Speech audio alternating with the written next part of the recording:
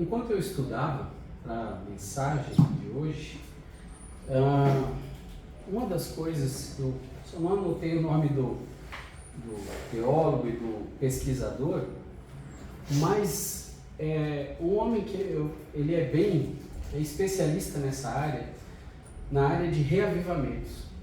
E ele pesquisou, e ele detectou que aconteceram mais de 200 avivamentos no século XX. Mais de 200 avivamentos. E o que caracteriza o avivamento? Ou no caso, o reavivamento, que é o que muitas igrejas buscam. Eu lembro que quando nós estávamos na Fundamental de Brasília, era uma oração constante do pastor João Garber. E eu lembro que nós orávamos todo sábado pela manhã, por volta das 7 horas da manhã, não sei se você lembra disso, todo sábado, antes de ir para a Renault, eu trabalhava na Renault, e 7 e pouco da manhã a gente estava lá orando. Os homens da igreja se reuniam para orar, e era uma coisa que ele pedia constantemente: avivamento, reavivamento, que a igreja possa ter isso, possa desenvolver, possa experimentar, é a palavra certa, um reavivamento. Eu acredito que a oração dele foi principalmente respondida nos últimos tempos, onde a igreja, eu não sei se antes dele morrer já estava acontecendo, mas agora ela já está muito diferente da época que nós estávamos lá. Ela teve um crescimento, um desenvolvimento de boa parte dos irmãos. Eu posso falar com convicção que eu os conhecia naquela época e eu percebi um crescimento espiritual na vida dos irmãos, uma maturidade na vida dos irmãos. Deu um problema lá, preciso comprar mais cadeiras. Sim, cresceu, a igreja cresceu. Deus ouviu a oração de reavivamento do pastor João. É algo que toda igreja que está crescendo, ou que está iniciando, ou que ela está passando por lutas, ela precisa. Porque muitas vezes a gente passa por algumas dificuldades e lutas, e isso tem uma causa, e aí nós precisamos desse reavivamento para que a igreja possa voltar para os trilhos, voltar a crescer, voltar a ter pessoas, não somente pelo número, mas para ser salvas mesmo, pessoas que ouçam a mensagem e sejam salvas. E nós queremos isso, e eu acredito que toda igreja pequena também quer isso. Reavivamento bíblico, 1 Tessalonicenses, capítulo 1, abra sua Bíblia lá, 1 Tessalonicenses, capítulo 1.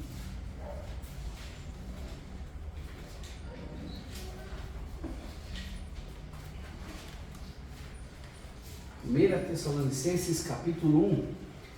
A partir do verso 1 mesmo, eu vou ler, os irmãos podem acompanhar a leitura. Vamos lá? 1 Tessalonicenses, capítulo 1. Paulo e Silvano e Timóteo, a igreja dos Tessalonicenses em Deus, o Pai e nosso Senhor Jesus Cristo. Graça e paz tenhais de Deus nosso Pai e do Senhor Jesus Cristo. Sempre damos graças a Deus por vós todos, fazendo menção de vós em nossas orações. E agora o texto principal: lembrando-nos sem cessar da obra da vossa fé, do trabalho do amor e da paciência da esperança em nosso Senhor Jesus Cristo, diante de nosso Deus e Pai. Pulando para o verso 7, de maneira que fostes exemplo para todos os fiéis na Macedônia e Acaia, porque por vós soou a palavra do Senhor, não somente na Macedônia e Acaia, mas também em todos os lugares a vossa fé para com Deus se espalhou, de tal maneira que já dela não temos necessidade de falar coisa alguma, porque eles mesmos anunciam de nós qual a entrada que tivemos para convosco, e como dos ídolos vos convertestes a Deus, para servir o Deus vivo e verdadeiro, e esperar dos céus o seu Filho, a quem ressuscitou dentre os mortos, a saber, Jesus, que nos livra da ira futura. Vamos orar mais uma vez? Senhor, obrigado pela tua palavra. Peço, Senhor, que abençoe a nossa igreja, que o Senhor nos ajude não somente a compreender os ensinamentos da Tua Palavra, mas nós clamamos, Senhor, aviva-nos, reaviva essa igreja, que ela possa crescer, que ela possa frutificar. Abençoa-nos, eu te peço, abençoa, me ajudando, Pai, a lembrar de tudo que eu li, tudo que eu estudei, coisas preciosas, Senhor, que eu possa compartilhar isso com os irmãos e que eles também possam ser edificados como eu fui com a Tua Palavra. Em nome de Cristo que eu oro e agradeço. Amém. Amém. Reavivamento no Velho Testamento. Aqui é só para dar um pano de fundo. 9 características dos reavivamentos no Velho Testamento. Ocorreram numa época de profunda escuridão moral e depressão nacional. Se lembre de como era Israel. Como eles, Deus traz Abraão, forma uma nação, dá a lei para eles, mas depois de um tempo que eles estavam na terra, o que aconteceu? Esfriaram, começaram a abandonar o Senhor, e aí, conforme eles foram se misturando com as coisas dos povos ao seu redor, eles foram se desviando de Deus, e aí o que acontecia? Entrava numa espiral moral, uma derrocada da nação, e depressão nacional. Começaram então, esse reavivamento, ele começaram no coração de um servo de Deus consagrado. Deus levantava um homem para que ele pudesse reavivar o povo. Se você puxar pela memória, além da época de Juízes, onde a gente vai ver os juízes, você vai ver nos reis. Por exemplo, Joás, enquanto ele estava debaixo da tutela de Joiada, do sacerdote, e lembre, Joás começou, era menininho ainda, né, a reinar, por volta de 6 anos. O que foi feito? Antes dele, quem que estava? Atalia. E Atalia tinha feito coisas terríveis. O povo estava adorando ídolos, estava totalmente desviado do Senhor. Eles tiram, Deus levanta ali Joiada, quando Joás já meio que podia ali, né, era muito novinho, mas Deus levanta esse sumo sacerdote para que ele, junto com o rei, fizesse uma restauração na nação, fizesse um reavivamento na nação. E aí tira todas as coisas, remove os ídolos e faz uma revolução. E aí eles até acham a lei, o livro da lei, e tentam voltar aos caminhos. Deus sempre vai usar um servo consagrado para reavivar. Nunca está perdido, nunca as coisas estão definitivamente perdidas. Deus sempre levanta um servo para reavivar a nação. Não somente ele, lembre-se de Josias e lembre-se de Ezequias. Ezequias pegou um reino totalmente bagunçado e ele a Bíblia inclusive vai falar lá em 2 Reis, no capítulo 18, no verso 5, que não houve um rei que andou com o Senhor como ele. Exatamente nos caminhos, a Bíblia ainda fala assim, do seu pai Davi, porque ele removeu até os altos, ele removeu tudo, ele trouxe tudo para o lugar, ele fez tudo certinho, porque ele queria honrar a Deus.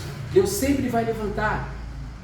Terceiro, cada reavivamento repousou sobre a palavra de Deus e muitos dos reavivamentos foram resultados diretos do retorno à palavra de Deus. Todos os reavivamentos foram marcados pelo retorno à adoração a Deus Jeová, porque Israel constantemente, quando ele se desviava, quem que ele adorava? Baal.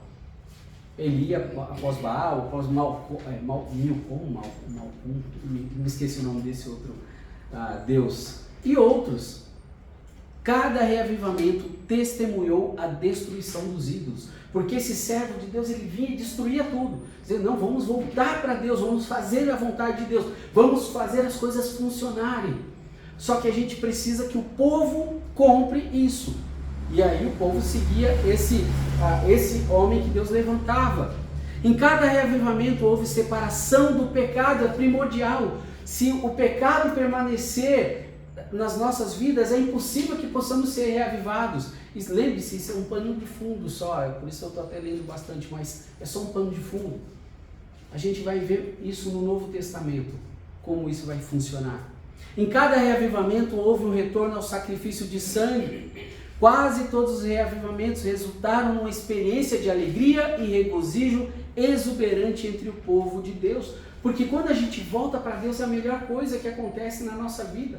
Às vezes a gente, quando se afasta de Deus, a vida perde o sentido, e o povo perdia esse sentido de viver, perdia a razão de ser, mas quando Deus trazia eles de volta, eles se regozijavam, principalmente quando esse líder via e fazia alguma coisa, essa pessoa que Deus levantava. Cada reavivamento foi seguido por um período de crescimento, porque isso é o resultado. Quando há arrependimento das obras erradas, um arrependimento verdadeiro, o que entra no coração? Um genuíno amor por Deus e pela sua obra. E esse amor impulsiona a ir e fazer a obra de Deus. E quando eu comecei a falar sobre o teólogo que falou sobre mais de 200 avivamentos, ele disse que essa era uma das características. Logo após um avivamento, não era essa bagunça que a gente vê nos dias atuais em alguns lugares. Não era pessoas correndo, falando em aquelas coisas com a boca, que eles dizem que é línguas estranhas. Não era isso que acontecia. Logo depois de cada um desses reavivamentos, esse homem falou que muitas pessoas se arrependiam e se dedicavam à obra de Deus. E desses reavivamentos surgiam o quê? Missionários. E esses missionários pregavam o evangelho por amor a Deus. E aí pessoas eram salvas e a igreja crescia. Esse é o resultado do verdadeiro reavivamento. Salvação de almas. Um arrependimento, um amor por Deus e sua palavra e a salvação de almas. Mas e para a igreja? O que a Bíblia diz? Vamos comparar duas igrejas, e por isso nós lemos Tessalonicenses agora no começo, neotestamentárias, Tessalônica e Éfeso. Vamos examinar 4 coisas: a alma da igreja, a vida da igreja, o serviço da igreja, a vergonha da igreja e a salvação no sentido de solução da igreja, tendo essas igrejas como um exemplo para nós. A alma da igreja, a gente já leu em 1 Tessalonicenses capítulo 3. Na alma dessa igreja, o que nós vimos na vida dessa igreja? A obra da vossa fé. Olha ali no verso 3. Lembrando-nos sem cessar da obra da vossa fé, do trabalho do amor e da paciência, da esperança em nosso Senhor Jesus Cristo. Esse trabalho, a abnegação do amor, ou o trabalho do amor que eu acabei de ler, a paciência da esperança, ou a firmeza da esperança. Mas em Éfeso, que é a outra igreja que é para ser um contraste, está em Apocalipse capítulo 2, verso 2, não precisa abrir lá. Eles tinham obras, labor e perseverança. Eu vou ler lá para vocês. Eles têm as mesmas características de Tessalônica no começo. Conheço as tuas obras e o teu trabalho e a tua paciência, e que não pode sofrer os maus, e puseste à prova os que dizem ser apóstolos e não o são, e tu os achaste mentirosos. Mas eles tinham as obras, eles tinham o trabalho e eles tinham a paciência. O trabalho da vida, o trabalho da igreja é uma obra de fé. Eu coloquei ali a palavra ergo, só para explicar. Você conhece a palavra ergonomia? O que é ergonomia? É a junção de 2 palavras no grego. Nomos, de lei, e ergo, de trabalho. Ou seja, é um trabalho sincronizado e feito da forma certa, dentro de um padrão certo. A ideia é essa. Não é feito, não é de qualquer jeito. Existe uma forma certa, existe um caminho certo a se seguir nesse trabalho que Tessalônica tinha. Hebreus 11:6, e é esse que é o ponto principal. A obra do quê? Da fé. Hebreus 11:6. Ora, sem fé é impossível agradar-lhe ou agradar a Deus, porque é necessário que aquele que se aproxima de Deus creia que Ele existe e que é galardoador dos que o buscam. Ali ainda em 2 Coríntios 5:7, porque andamos por fé e não por vista. Romanos 1:17, porque nele se descobre a justiça de Deus de fé em fé, como está escrito, mas o justo viverá pela fé. Hebreus 10:38, que é o último citado ali, mas o justo viverá pela fé, e se ele recuar, a minha alma não tem prazer nele. O que é a ideia desse primeiro ponto? A fé é essencial. A fé nas nossas vidas, não uma fé qualquer, mas a fé que Deus está cuidando, que Deus está abençoando e que Deus quer nos usar. É essencial. É uma regra. Se eu faço as coisas simplesmente por fazer, e vocês vão entender isso quando eu chegar em Efésios, na igreja de Éfeso, não vai funcionar. Precisa ter fé. Precisa confiar. Porque se não houver confiança, se não houver fé, Deus não abençoa. Para que eu possa fazer a obra de Deus, eu preciso crer que Ele vai me usar, que Ele vai fazer a obra através da minha vida. Se eu não estou acreditando em mim mesmo, se eu não estou acreditando na igreja, se eu não estou acreditando e não estou tendo fé, como eu vou lutar por algo que eu não acredito? Como eu vou lutar por algo que eu não acho que não vai para frente, não vai dar certo? Eu não vou lutar. Eu preciso ter fé que Deus é quem faz a obra. Um modelo para seguir, Noé e Abraão. Noé e Abraão, os dois passaram por situações difíceis, mas eles precisaram exercitar a fé deles. Noé precisou crer com todo um mundo ao seu redor, descrendo dele, dizendo que ele era doido. Mas ele ainda assim foi lá e construiu. E o que Deus fez? Salvou ele e sua família. Abraão, a mesma coisa. Deus falou, de ti eu farei uma grande nação. Sai do teu povo e da tua parentela. É de você que eu vou fazer uma nação. Não é dos outros. Quando Ló saiu, ele deu continuidade na promessa que ele fez a Abraão. De você, Abraão, eu vou fazer uma grande nação. Abraão precisou crer. E quando ele creu, a Bíblia diz que creu Abraão em Deus e isso lhe foi imputado por justiça. Um erro para evitar. Os 10 espias. Não vou ler lá. Mas os 10 espias são um ótimo exemplo para a igreja. Porque muitas vezes coisas podem acontecer, às vezes a gente vai olhar os gigantes e pensa, não, contra isso eu não vou conseguir. Isso está muito grande, está muito forte, eu não vou vencer essa luta. Isso foi o que os 8 que foram contra o Senhor pensaram.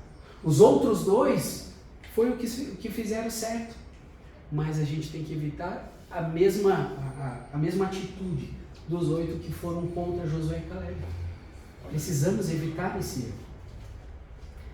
O esforço da vida é uma abnegação de amor. Essa palavra aqui, a ideia dela, não é só um esforço como você pode pensar. Sabe quando você está capinando?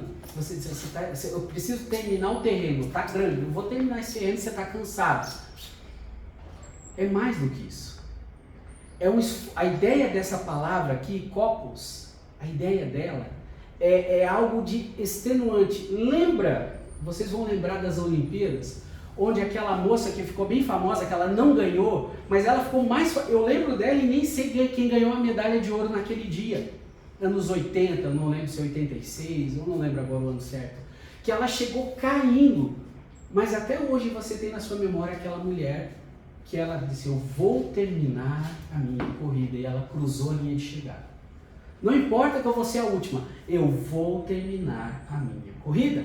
Eu vou chegar. É essa a ideia da palavra. É um esforço sobre-humano. É algo que vai te exaurir, que vai sugar cada milímetro da sua energia, da sua força, da sua disposição para que a coisa funcione. É isso que eles tinham. Essa palavra se aplica a eles, quando Paulo fala, é uma abnegação do amor. Mas que tipo de esforço é? Um esforço para amar a obra de Deus, um esforço para amar a Deus e fazer a vontade dele. Esse é um amor sobre-humano, é algo que não está em nós, mas quando a gente aceita Cristo, a Bíblia diz que é derramado nos nossos corações. E aí nós podemos sim colocar esse amor em prática. 2 Coríntios 4:5 vai falar, porque não nos pregamos a nós mesmos, mas a Cristo Jesus o Senhor, e nós mesmos somos vossos servos por amor de Jesus. A palavra servos aqui é doulos, escravos. E é um escravo que quer ser escravo. Ele quer se abnegar, ele diz, eu quero servir, eu estou à disposição. É essa a ideia. Um modelo para seguir, Cristo, Mateus 20:28, bem como o Filho do Homem não veio para ser servido, mas para servir e para dar a sua vida em resgate de muitos. A mesma palavra, servir aqui é doulos, escravo. É a mesma palavra. Paulo e Moisés também são exemplos para nós seguirmos. Paulo lá em Romanos 9, capítulo 9, verso 1 a 3. Em Cristo digo a verdade, não minto, dando-me testemunha a minha consciência no Espírito Santo, que tenho grande tristeza e contínua dor no meu coração, porque eu mesmo poderia desejar ser anátema de Cristo por amor de meus irmãos. É esse amor aqui, é esse amor de abnegação, é um amor que só podemos experimentar, só podemos colocar esse tipo de amor em prática se estivermos verdadeiramente arrependidos, se estivermos verdadeiramente desejosos de fazer a vontade de Deus. É um amor que eu vou sentir, que Paulo sentia, que eu devo sentir. Paulo sentia pelos seus irmãos. Olha, eu preferia ser anátema para que eles reconhecessem Jesus como Salvador. Eu queria isso. Moisés 32, Gênesis 32, assim tornou-se Moisés ao Senhor e disse: ora, este povo cometeu grande pecado, fazendo para si deuses de ouro. Agora, pois, perdoa o seu pecado, senão risca-me, peço-te do teu livro que tens escrito. Isso é um amor abnegado. Isso é um amor que usa cada fibra do seu ser em prol daquele que você quer que seja salvo. Você quer tanto isso, você quer tanto que as pessoas creiam que você chega a doer. É essa a ideia. Dói no coração saber que tem pessoas morrendo e indo para o inferno. O seu corpo inteiro, você só pensa nisso. Eu preciso levar pessoas a Cristo. Esse é um amor que a Bíblia está falando. Que é aqui que os Tessalonicenses tinham. É a mesma ideia. Um erro para se evitar. Esaú, Judas e Demas. Eu acho que eu não coloquei nenhum versículo ali, nem precisa. O que caracterizou Esaú, Judas e Demas? O egoísmo dos seus corações. Eles buscavam apenas aquilo que eles queriam, aquilo que eles acreditavam, aquilo que eles gostavam. Aquilo que eles acreditavam. Eles não pensavam nos outros, eles pensavam em si. E esse é um erro que precisamos evitar. Não podemos ficar pensando em nós, temos que pensar nos outros. E a expectativa de vida, a firme esperança facilita a perseverança em tempos de provações. Esperança é a habilidade de regozijar hoje pelas coisas que estamos certos que a receberemos no futuro. Esse HH, sabe o que é?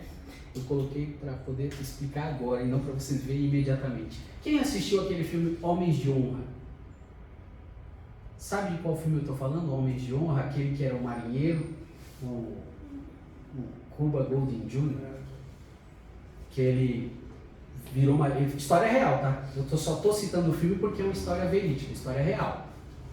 E que na época na época dele havia o preconceito muito forte, eles não poderiam exercer, ser mergulhadores, não poderiam fazer várias coisas por causa da cor. E se vocês lembrarem bem da história, o tanto que ele sofreu lá dentro do quartel, o tanto que ele sofreu depois, e quando ele perde a perna, o que acontece?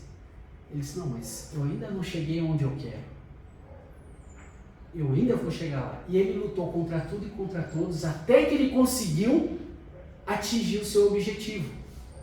E essa é a história do filme. Se você ver o final é igual ao começo. É o outro general, o chefe Sunday lá olhando e dizendo: você conseguiu, olhou para ele, você conseguiu, você chegou lá. Essa é a ideia, é uma firme esperança, é algo que eu não alcancei, mas eu sei que eu vou alcançar. Eu não tenho ainda, mas eu vou ter. Não porque eu sou melhor, não porque Deus prometeu as melhores coisas do mundo, mas é porque eu sei que aquilo pelo qual eu estou lutando é a vontade de Deus, é a obra de Deus. Eu estou olhando lá na frente. Eu vou continuar lutando, eu vou continuar batalhando, eu vou continuar perseguindo esse objetivo com fé e com amor. Essa é a ideia. O serviço da igreja de Tessalônica a gente leu lá no capítulo 1, volte lá na sua Bíblia, não sei se você já fechou, dos versos 7 ao verso 10. Verso 7, a sua contribuição, de maneira que fostes exemplo para todos os fiéis na Macedônia e Acaia.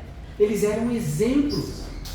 Paulo não fala, aquilo não era só algo dentro do círculo deles. A fama deles passou, atravessou as fronteiras. Outros ficaram sabendo, olha como eles têm fé, olha como eles têm amor, olha como eles acreditam naquilo que o Senhor fala, naquilo que Paulo falou para eles, que é a palavra de Deus. Essa é a contribuição deles.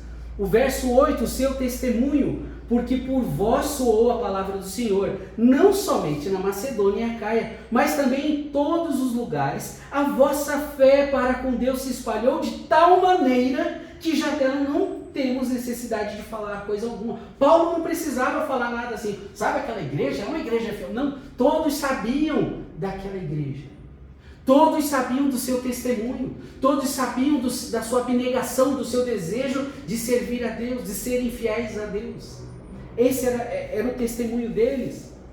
O verso 9, a sua vida, porque eles mesmos anunciam de nós qual a entrada que tivemos para convosco, e como dos ídolos vos convertestes a Deus para servir ao Deus vivo e verdadeiro. A vida deles era de tal forma mudada que tudo que eles faziam, eles abandonaram.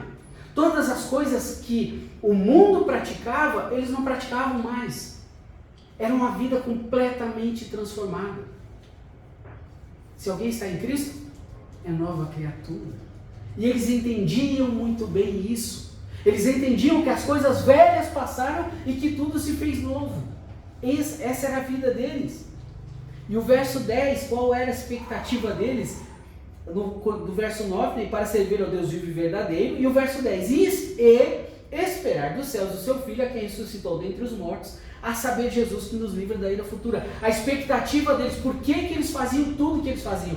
Ali no verso 3, porque eles tinham a expectativa que Cristo estava à porta, pronto para voltar. Na cabeça deles, Cristo está voltando. Eu não posso fazer outra coisa da minha vida senão servir, e da melhor forma possível. Eu estava vendo, eu pretendo preparar uma mensagem ainda, Deus permita que sim, sobre Jonathan Edwards. E as resoluções, eu não sei se o pastor Bill já leu, se os irmãos já leram as resoluções do Jonathan Edwards. E foi uma chapuletada em mim. O que aquele homem, a dedicação, ele parecia que era da igreja de Tessalônica, parecia que pegaram uma pessoa lá de Tessalônica e trouxeram para os nossos dias. Esse era Jonathan Edwards. Aí a gente vai para o contraste, a vergonha da igreja. Apocalipse, pode abrir agora lá, Apocalipse capítulo 2. Quando vocês abrem, eu vou beber uma água, minha garganta já.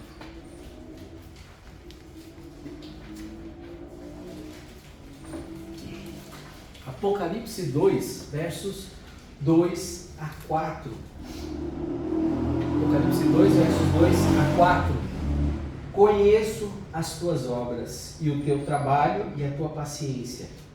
Só para reafirmar, as três palavras aqui são as mesmas usadas aos Tessalonicenses por Paulo. São as mesmas palavras. Ergo, as tuas obras, o teu trabalho, copos, e a tua paciência, que eu não coloquei lá, eu esqueci agora o nome dela, não importa. Mas é a mesma coisa. Foi falado deles, o próprio Senhor falou deles. Conheço as tuas obras, o teu trabalho e a tua paciência.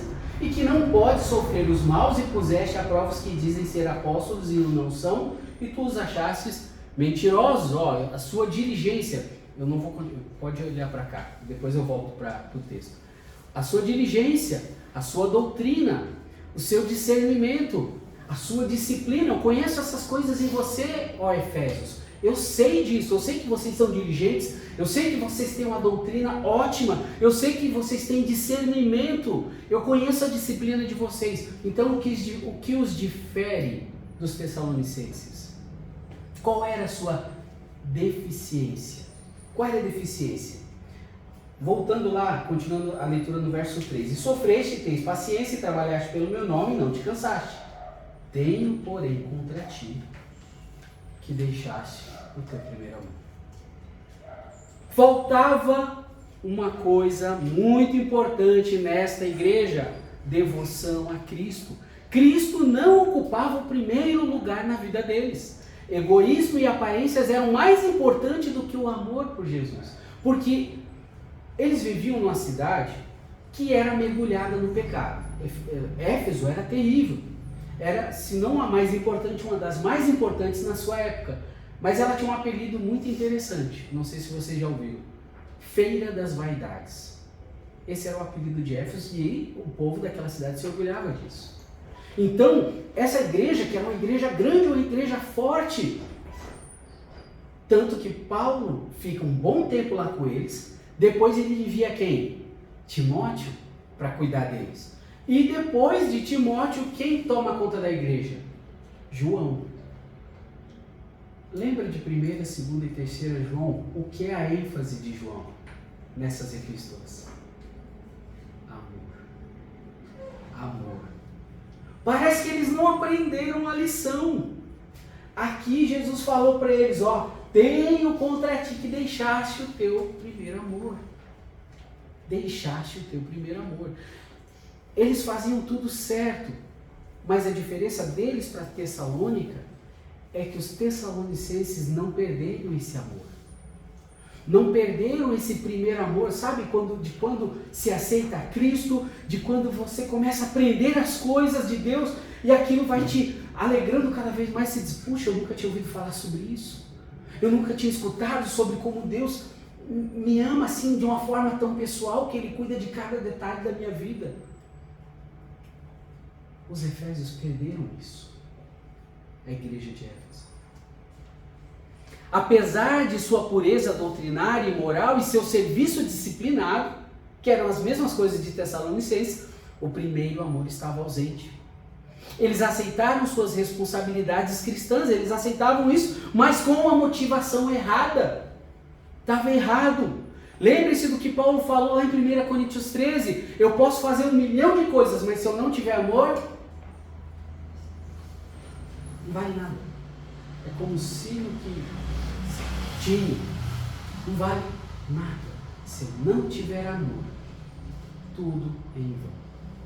Porque é o amor que movimenta a gente da forma certa. Porque se eu faço as coisas, e isso, não entendo mal, nem os irmãos aqui, nem quem me escutar lá, ver a mensagem no YouTube. Já falei isso para alguns irmãos, não só aqui. Um dos maiores problemas da igreja tradicional é que falta amor. É um dos maiores problemas da igreja tradicional, fundamental, seja batista regular, batista fundamental, falta amor. Algumas por aí, que eu posso citar, algumas outras que não são tradicionais, como a gente, eu vi esse amor fluir de uma forma que me impressionou. Eles tinham outros erros, mas amavam, demonstravam um amor genuíno. Eu vi isso na vida do meu irmão, como ele foi bem cuidado pela igreja dele. Nós não, e isso eu não estou dizendo assim, temos que fazer as mesmas coisas que essas igrejas, não. Temos que corrigir a nossa parte. Não é errado defender essa doutrina. Não é errado defender uma música certa. Não é errado se colocar contra o erro. Mas se eu faço isso sem amor, não vale. A motivação está errada. E a gente precisa ter atenção a isso. Qual era a salvação então para a igreja de Éfeso? Lá no verso 5. Olha o verso 5. Lembra-te, pois, de onde caíste. Lembra-te. E arrepende-te e pratica as primeiras obras. Quando não, brevemente a te virei e tirarei do seu lugar o teu castiçal, se não te arrependeres. Eles tinham que relembrar, eles tinham que voltar e pensar em como era a vida deles quando eles estavam vivendo aquele primeiro amor. Porque eles esqueceram. Eles precisavam voltar no tempo e pensar e relembrar. E a Bíblia fala muito, quase toda ela, sobre lembrar. Lembrar. Não à toa Deus fala para a gente fazer, a gente tem como ordenança a ceia. Porque a tendência é esquecer. Mas a gente precisa lembrar. A gente precisa lembrar. E depois que lembra, arrepende-te. Precisa haver arrependimento. Preciso sondar a minha vida. Eu, pastor Robson, tenho que olhar para mim e ver aonde que eu preciso mudar, o que eu posso fazer para melhorar, qual é o meu erro. Cada um tem que fazer essa autoavaliação e pensar aonde eu estou errando para que eu possa, Senhor, me arrepender. Senhor, mostra para mim se há em mim algum caminho mal. Mostra para mim se há algum caminho mal. Arrepende-te e volta. Deus dá a oportunidade. Deus nos dá a oportunidade de, olha, filho, lembra como era? Lembra como você ficava feliz em fazer isso, sair no evangelismo, falar para as pessoas do meu amor? Mas você acabou às vezes se preocupando tanto com a sua vida que você esqueceu de mim. Você é salvo, mas você esqueceu de mim. Arrepende-te e volta. Volta a me amar como você já me amou, para que você possa me servir como eu quero que você sirva. Lembra-te, pois, de onde caíste e arrepende-te, e pratica as primeiras obras. Quando não, brevemente te virei e tirarei do seu lugar o teu castiçal, se não te arrependeres. Existe a igreja de Éfeso hoje? Quantas igrejas grandes, onde era pregado o evangelho na Inglaterra, estão abertas hoje? Quantas? Igrejas que tinham mais de 1000 pessoas, quantas estão abertas? Nós não perdemos, o salvo, o verdadeiro salvo, não perde a salvação. Mas uma igreja que não entende essas verdades do que aconteceu com Éfeso, pode fechar, pode morrer. Conclusão. Você realmente deseja um reavivamento? William Booth, não sei como pronuncia, Booth, comentou sobre os perigos do século XX. Ele parece que estava vendo hoje, não é nem o século XX, século XXI. Se você não sabe quem é esse homem, esse é o fundador do Exército da Salvação. Religião sem o Espírito Santo. Cristianismo sem Cristo. Perdão sem arrependimento. Salvação sem verdadeira regeneração. Não significa que não tem salvação. Governo sem Deus. Parece que ele está falando dos nossos dias. Religião sem Espírito. Sem Espírito Santo. É mera religião. É formalismo. É clube. Não é igreja.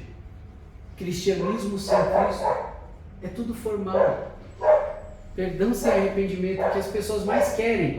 Eu quero fazer o que der na minha cabeça, da minha vida. E isso eu estou falando de pessoas que vão para a igreja. Eu faço o que eu bem entender da minha vida. Mas você precisa se arrepender. Você quer que se arrepender? Eu cuido da minha vida, eu faço o que eu bem entendo. Salvação sem verdadeira regeneração. Precisa haver regeneração. Porque sem regeneração não há salvação. E governo sem Deus. Você realmente deseja reavivamento? Você está pronto para pagar o preço? Eu estou. Eu espero que cada um que me ouviu, tanto aqui quanto no vídeo, esteja pronto para pagar o preço do reavivamento. Amém? Vamos orar. Senhor, obrigado pela tua palavra. Perdoa os meus pecados, Senhor. Perdoa os nossos pecados. Sabemos que falhamos com o Senhor em várias áreas de nossas vidas. E pedimos que o Senhor nos ajude. Nos ajude a buscar o Senhor verdadeiramente. A refletir a tua glória, a amar o Senhor com todo o nosso coração. O Senhor Jesus falou, o primeiro mandamento, amar a Deus sobre todas as coisas, e o segundo, amar o próximo. E tanto o amor ao Senhor quanto amar ao próximo depende primeiramente de ser salvo, de ter esse amor derramado em nosso coração, senão não somos capazes de exercer esse tipo de amor que é o amor ágape, que é o amor perfeito. Mas também é necessário arrependimento, é necessário a busca por fazer a tua vontade, não porque tem medo de punição, mas por amor ao Senhor. Ajuda-nos, Pai, a cumprir a tua obra e fazer a tua vontade. Abençoa, Senhor, essa igreja, que ela possa crescer e frutificar. Abençoa as igrejas que pregam verdadeiramente o Evangelho, mas que estão passando por momentos difíceis também. E abençoa as orações que serão feitas nessa noite. Em nome de Cristo, glória e agradeço. Amém. Irmão Cláudio,